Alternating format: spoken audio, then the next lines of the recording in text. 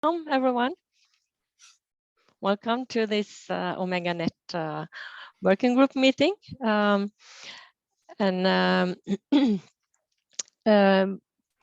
would have liked to meet you all in person, but this is also only a digital meeting.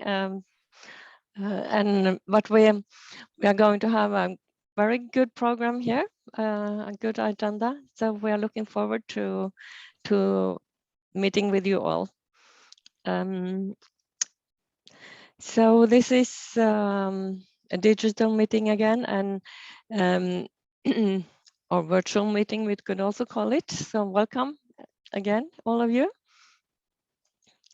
As far as I know, 107 participants accepted this invitation from 34 countries, I think. This is, we have now been going on for 4 years. We started 26th of October in 2017, and we have had a lot of networking and international collaboration.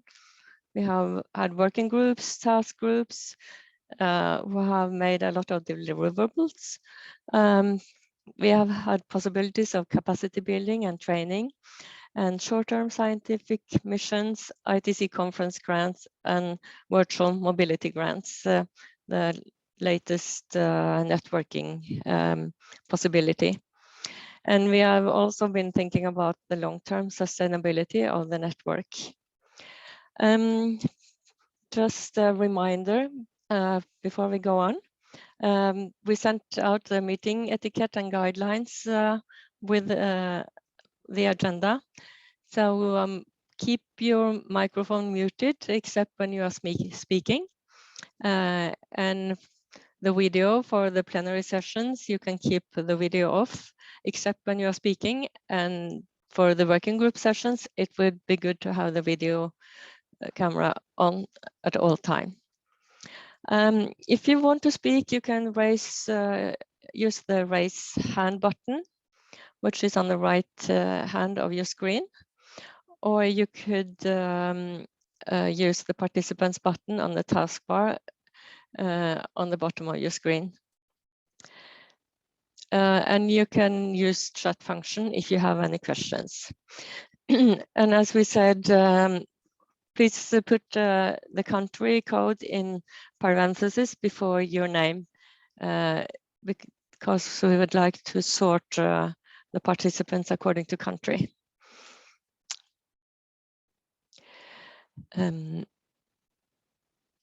Okay, so at first now we would like to give you some updates of what we have been doing in OMEGANet since last time, or during all 4 years actually. We are 33 participating cost countries, 32 from the 38 European cost member states, and Israel, which is a cost cooperating state. We have 4 near neighbor countries, Belarus, Morocco, Palestine, and Russia, and 3 international partner countries, Australia, United States of America, and United Arab Emirates, and 1 international organization, that is IARC. These are not different from the last meeting. What have we accomplished during these 4 years? We have made 2 online searchable inventories: the inventory of cohorts with data on occupational exposures, and the inventory of occupational exposure assessment tools. And this is what the website of the occupational cohorts inventory look like now. More than 140 cohorts have been entered, which is great. If you know any cohorts that have not been entered yet, please do so, or contact the PI and ask him or her to enter the cohort metadata in the inventory. We have written a commentary or an editorial on the inventory of occupational cohorts. And this is the website of the Occupational Exposure Tools Inventory. And currently we have 39 job exposure matrices registered, 10 exposure measurement databases, and 1 other exposure database, and 30 coding systems and 3 crosswalks. And there is also an editorial on this inventory. We are also working on manuscripts on what have been registered in these inventories. Actually, the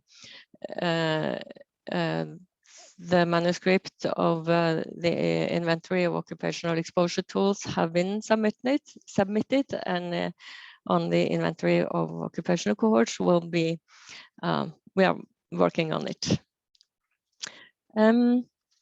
So to the working groups, these are the working groups of working group 2 and 3, or actually the topics of the working groups.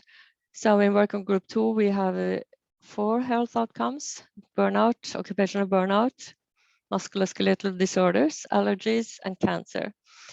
And in working group 3, we are working on or have written protocols or position papers on healthy aging and work participation, working hours, employment patterns in the young, including young employed mothers, occupational skin diseases, work-related psychosocial determinants on mental health, precarious employment, and migrant workers. And then we have a cross-cutting theme on COVID-19. Many of these working groups have published papers. Some are working on them, some are submitted. And currently 17 papers have been published. These are just a handful, just 5 of those. One on occupational burnout, musculoskeletal disorders. The one on migrant workers was actually published 2 days ago. And then we have occupational contact dermatitis and working life, health and well-being of parents, the use of European birth cohorts. So these are a few. We know that some papers have been accepted, some have been submitted, some are still working on. So we have been a very productive network, and that's great. These are the management committee and working group meetings. So we started with a meeting in Brussels in 2017, and we met in Barcelona, in Porto, in Zagreb, and the last 2 meetings have been online. But this is actually the 6th management committee meeting, working group and management committee meeting. So yeah, it's a pleasure meeting you all, but I would have it would have been an even greater pleasure to meet you in person. We have had a webinar series. We plan to continue that. So we have had 5 so far, I think. These were all before the summer, and we plan to have some this fall and also next year. And we have had 3 training courses, 2 in person, and the last one was now in September, October, on occupational epidemiology, on modern methods and harmonized approaches, where I think 40 students attended the training course, which was great. And then we have the grants and other collaborations. We have had 21 short-term scientific missions so far, with exchange visits to other institutions. research institutions for young researchers, and we have one upcoming in grant period 5. The new networking tool, virtual mobility grants, we have now 3 ongoing grants, and ITC conference grants, we have 7 grants completed and 1 upcoming now in this grant period for the EPICO conference next week. And we have written 4 newsletters and been active on social media. As far as I could see, 111 tweets and 73 followers on Twitter and 47 followers on LinkedIn. So if you don't follow on those platforms, please do. And of course, our website. I hope you use it. We have a lot of information there, and under resources, you find the inventories, but also the publications we have written. And under events, we have the meetings, for instance. Then I'll let Michelle continue here. Great. Thank you so much, Ingrid, for the great overview of all of our accomplishments so far. So we just wanted to take a brief look at the agenda with all of you today. So this morning we are going to start out with a plenary talk from Dr. Marcel Goldberg from France. We're very happy for his collaboration in OMEGANet and in many projects. Afterwards, we will have 5 different cohort presentations of about 5 minutes each or so. Damien will start with an overview of UK cohorts, and so he will speak for about 10 minutes to provide an overview of several cohorts. And then we'll have speakers from Norway, Belgium, Poland, and Denmark. After the short cohort presentations, Raquel will lead a short session on virtual networking and ask all the participants some questions with a Zoom poll about virtual networking. And then we'll take a break. And at the start of this break, we have a video to show you that Lex has prepared about OMEGANet. So it's about 3 or 4 minutes, so we can play that video and then go into our first break. And then afterwards, we have a 30-minute session on Working Group 1 and a 30-minute session on the COVID-19 task group, followed by another short break. Then we'll have an hour for a Working Group 2 working group session. And then after the break, we have a young researcher session. Maybe we can go to the next slide. So this is the latest agenda for the new researcher session. Karina in Norway organized the session, and we have currently speakers from six different participants, and that'll be followed by a session on virtual networking as well. So that's the end of day 1. And then on day 2, on the next slide, then we'll start off day 2 with a session, a working session from Working Group 3, followed by a break. And then we'll have in the afternoon, we'll have very short updates, just 10 minutes each, from the working groups, just to summarize the status of their work based on the meetings today. And then we'll have a plenary session. We have speakers from EU OSHA and Eurofound who will present information about new forms of employment and about their work on standardized collection in Europe on occupation. And then we'll have a plenary panel discussion with the stakeholders, including Elke and Agnes, as well as 3 OMEGANet members. This will be moderated by Lex Burdorf. And then following the closing of the working group sessions, we'll have a 1-hour break, and then we'll have a 1-hour management committee meeting. And so this is for the management committee members and substitutes. So I think that was the overview of the agenda for these 2 days. Yes. And I think we can proceed to our first speaker today, Dr. Marcel Goldberg. From France. Marcel, are you ready? I am. Okay. Thank you. May I have the slides, please? Sure, it'll just take me a minute to pull them up.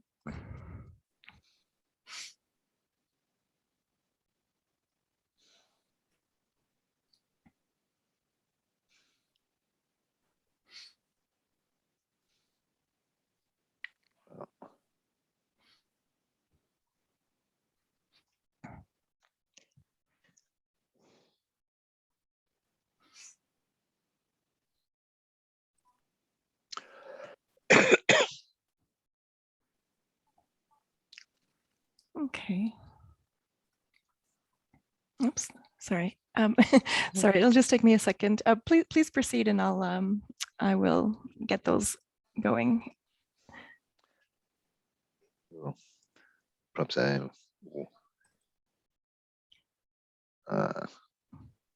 so I did just I will begin during that until Michel find the slides.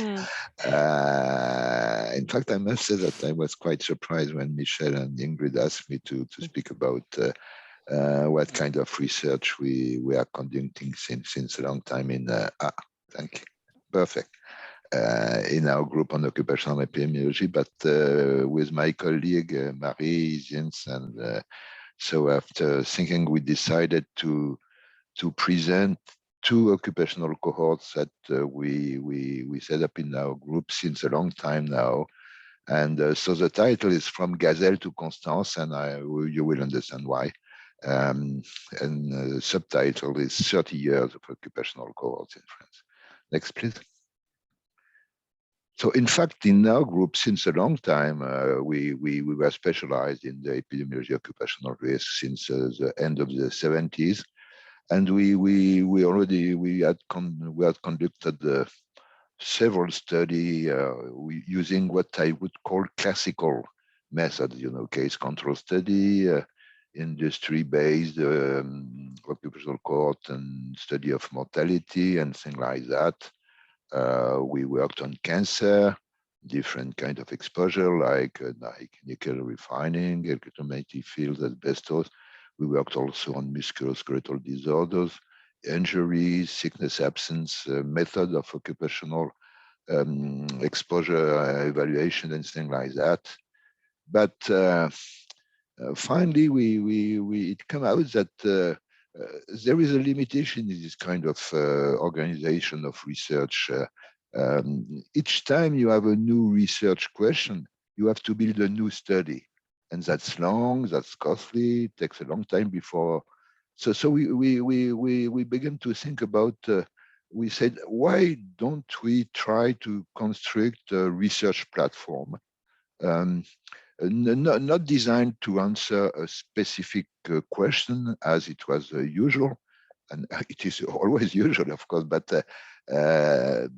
something large, by gathering a large sample of volunteers to participate, trying to collect various data on different outcomes, on different exposure, and thinking that it could facilitate the development of research by already assembling logistics and a basis, a database already ready. And that was the first cohort that we saw. The next, please. So that was the Gazel cohort. I will explain a little bit what it is. Please, the next. So in fact, Gazel is an industry-based cohort. It takes still place in a large public company in France, which is called EDF, GDF, Electricity and Gas of France. Now it changed, but until the end of the 19th, it was the only utility company in France for production, transmission, and distribution of energy. And for epidemiology, it was quite appealing setting because of a large workforce, about 150,000 workers in all regions of France, very wide, large range of occupational position, including blue and white colors, in large numbers. They had, as a public company, workers had a civil servant-like status. In fact, they never leave the company. They make all their, almost all of them make all their career in the company, so it's quite easy to follow them.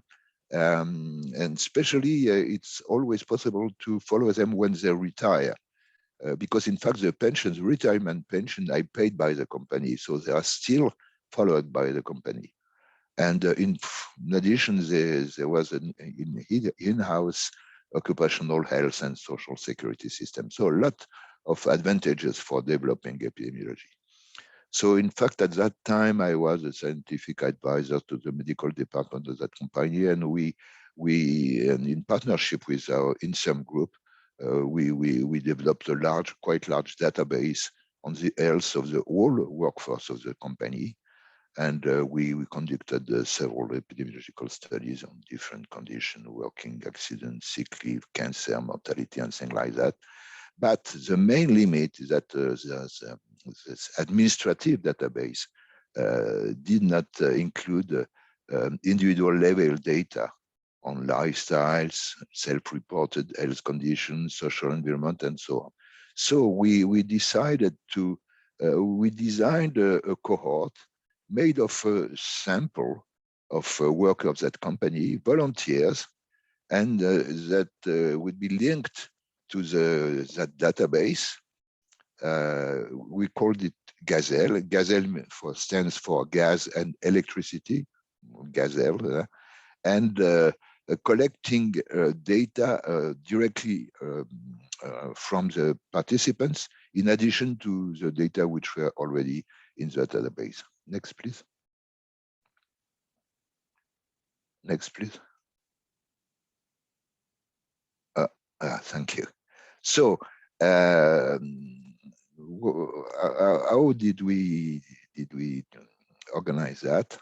The baseline, the first, of course, it took a long time for preparation, but the launching of the cohort was in January 1989.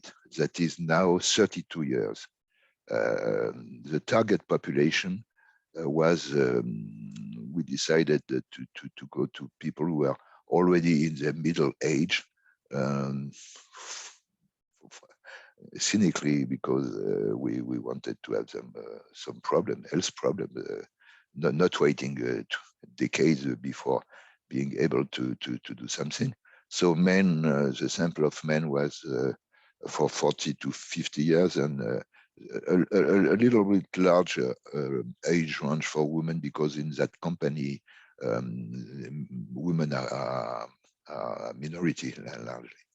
So we sent a postal invitation to participate, and we had a participation rate for France that we considered quite high, of almost 45%, and finally we had a little bit more than 20,000 people who volunteered, 15,000 men and 5,000 women.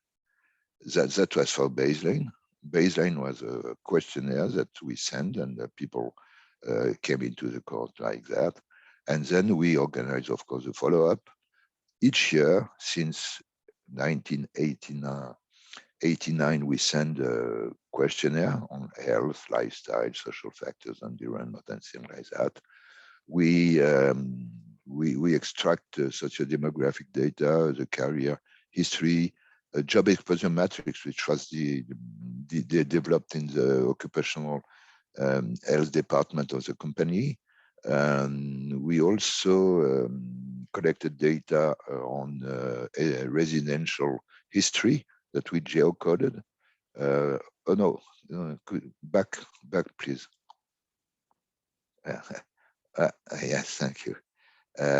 We also collected systematically data on sickness absence.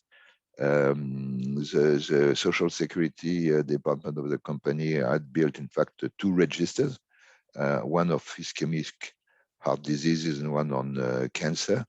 We had the data on medical consumption and things like that, a biobank for a subsample of the cohort. So that's data that we are collecting since more than 30 years regularly. And for certain data, for instance, we have series of more than 30 point of data collection.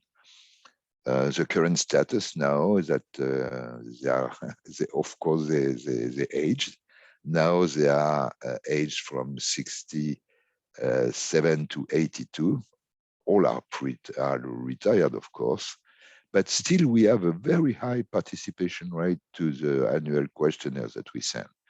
Almost no loss to follow up. Those people are really devoted to research, and that was extraordinary. Next, please. So, as I told it is a research platform. It was designed as a research platform, but it's a generous cohort. It is open to the research community, and projects are conducted by French and foreign teams on very different problems: chronic disease, aging, traffic accident, migraine, menopause, depression, personal risk factors, environment.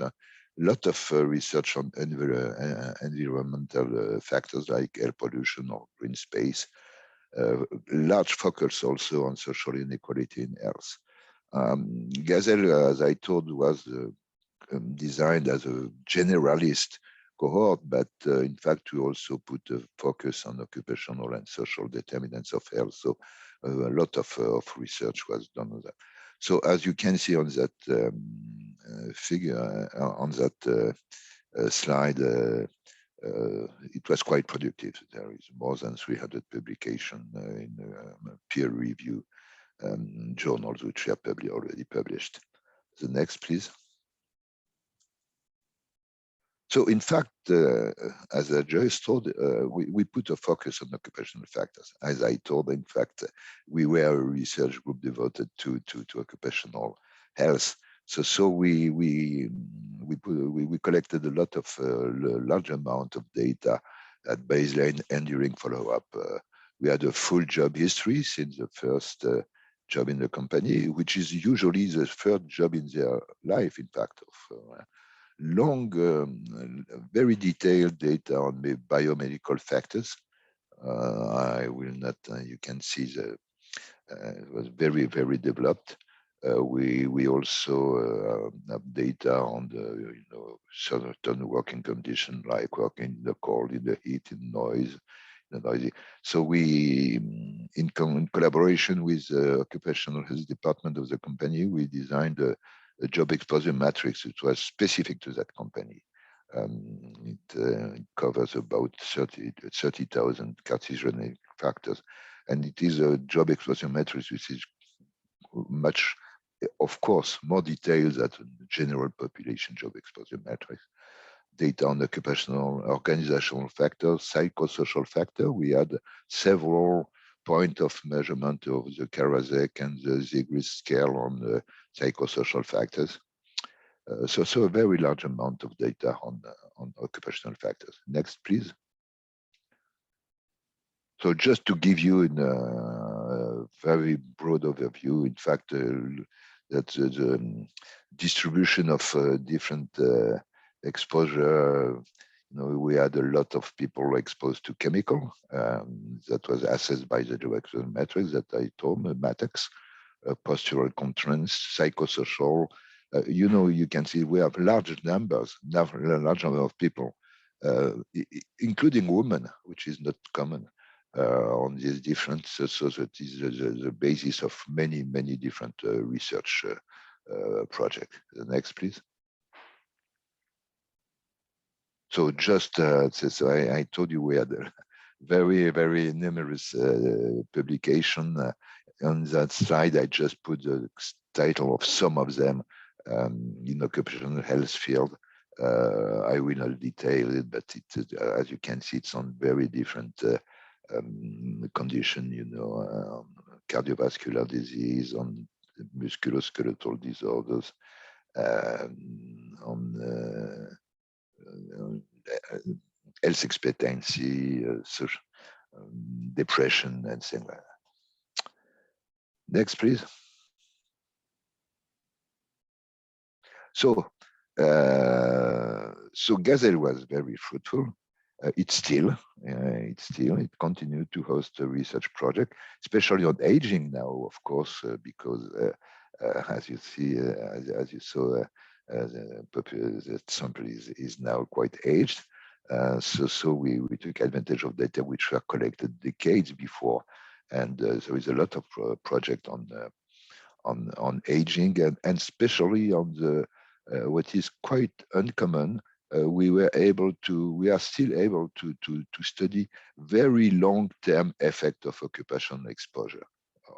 Using the data that were collected during the more than 30 years, and even more because we have the full job history and looking at the long-term effect largely after retirement, and we published a series of papers about that.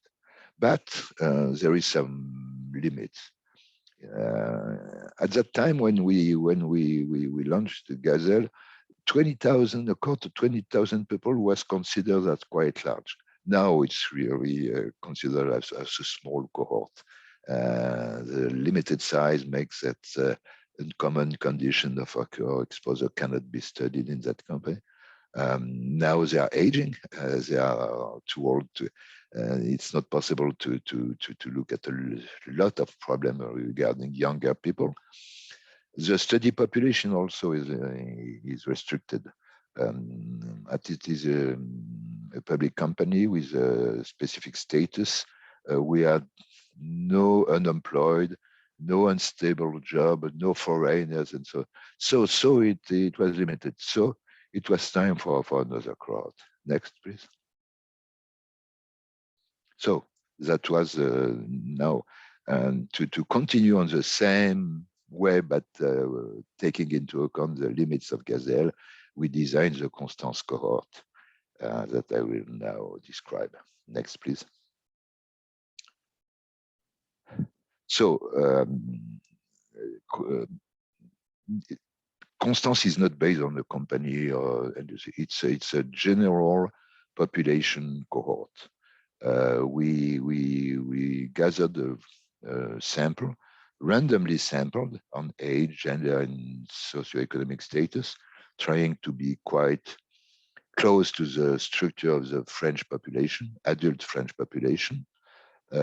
People were aged from 18 to 69 at enrollment in the cohort, and we have now 220,000 volunteers in that cohort now.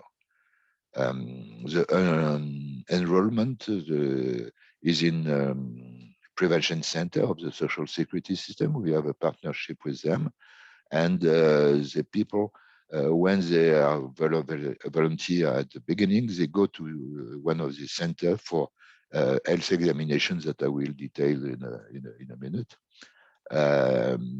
So it's in different regions of France, and the follow-up is like a little bit quite similar to what of Gazel.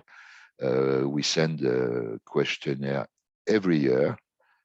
People are invited to a new health examination every 4 years, and we have a linkage to the national administrative health and socioeconomic database that I will detail in a moment.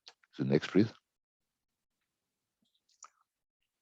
So just a very quick overview of the data that we are collecting for those people. A lot of data on social demographic characteristics, lifestyles, of course, including cannabis, sexual orientation, diet.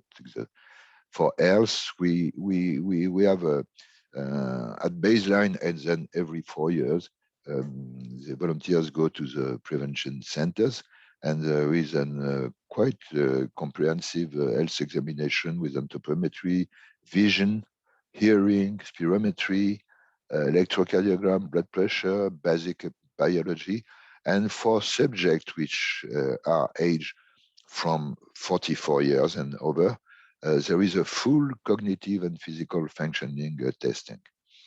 We have also, through questionnaires, we have self-reported disease, health scales, and on specific disease. muscular disorder, things that we are not that are not present in the administrative database. So we link, the court is linked with two main large national administrative database.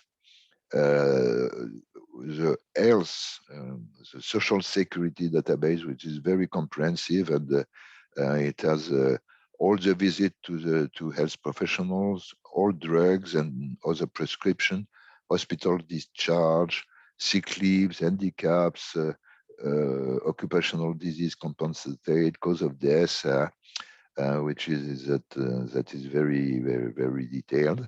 And we are setting up a biobank, which is in progress now.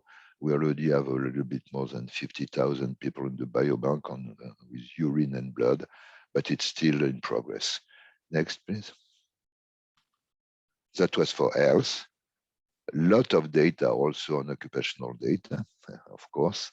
At baseline, they are asked to complete self-reported exposure lifelong during all the career to chemical, physical, biomechanical, biological, organizational factors, which is quite detailed. And for the current job, the working hours, the transport condition, physical effort, biomedical constraint, and psychosocial factors, and linkage to another database that we have in France, which is the database which is run by the retirement fund, which have data on all the career of the people since the first job, and we have that data, including a period of interruption for illness, maternity, unemployment, and so on. Next, please. We also collected job history, full job history. At baseline, we asked them to fill a questionnaire about each job episode lasting for at least 6 months. This is coded with the French nomenclatures, but we are developing a crosswalk for transcoding this in ISCO-ESIC and for linkage for several different job episode matrices. Next, please. I see that I am I speak too much. So where are we now? We have, as I told, about 220,000 participants. We have more than 50 people in the biobank. We have coded almost 200,000 job history, which that represents more than 600,000 job episodes. The follow-up works quite well. We have a participation rate to the questionnaire, annual questionnaire, about between 70-75%.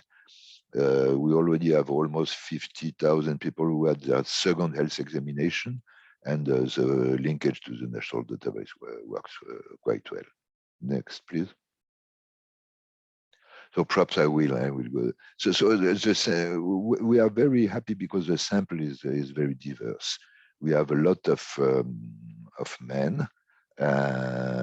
Usually it's maybe, and especially we are very happy because we have a lot of young people.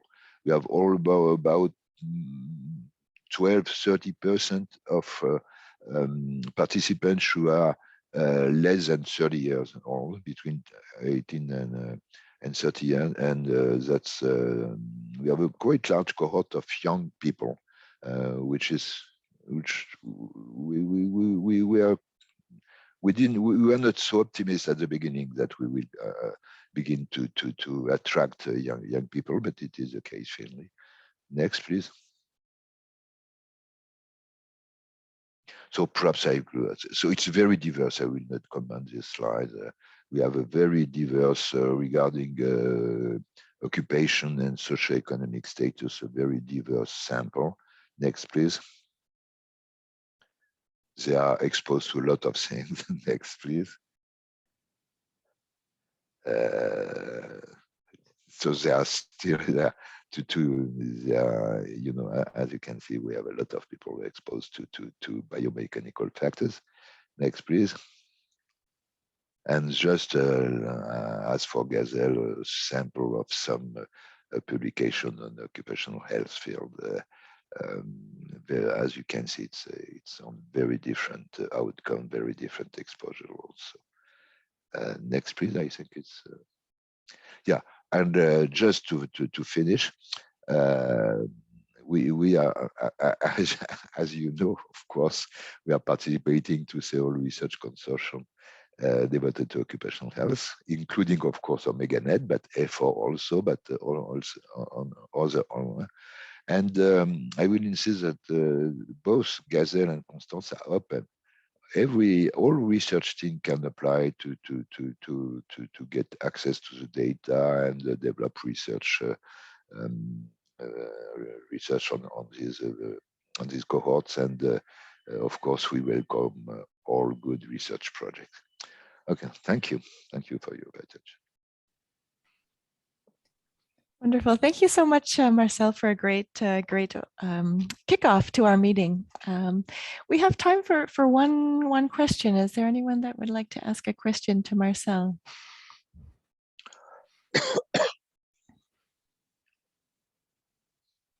I see some applause. I don't see any questions. Maybe I'll ask Marcel myself. What is the project that you're currently participating in, that you're currently most excited about, that you think will bring the most interesting findings on occupation and health? The project or collaboration or topic now that you're actively engaged in? Just one of the very recent one is on, for instance, co-exposure to chemicals and biomechanical factors, because we have data on both, and carpal canal. That's quite original, because it just because it's a very new project that I have in mind, but it's difficult to say we have a lot. Also, what is quite original, there is a series of research on working conditions and addictions. Addiction to cannabis, to alcohol, tobacco, and drugs. Drugs not medication. Benzodiazepine, antidepressant. So that's quite original, and in fact very used by the French government. Because they have a program on the prevention of addiction in the workplace, and they are heavily relying on the data that we have in Constance. Very good. Great. Thank you so much, Marcel. I think if anyone has other questions for Marcel, please feel free to contact him through the chat.